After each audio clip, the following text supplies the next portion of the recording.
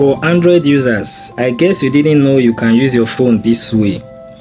Let's assume you've opened different tabs on your phone just like mine is displaying. So you just go to any of the tab that you have opened. Let's assume Canva. You just long press. Look at what I will do. Look at what I will do. You just click on this place. Click on it. Then you will see this function. Look at this function here that says open in split screen. So I want to use that feature. So when you tap that, your screen will now be shared into two.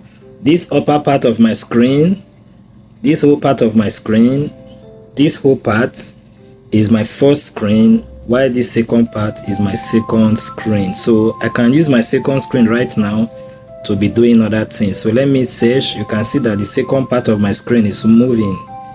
It's moving, so I can use this other part to do any other thing I want to do. Let's say I want to use my calculator while I'm still using my Canva at the top.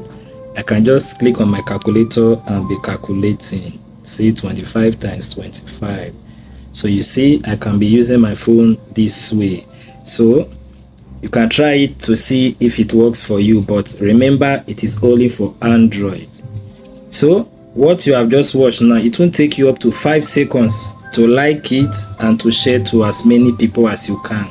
So just do that right now. You are welcome.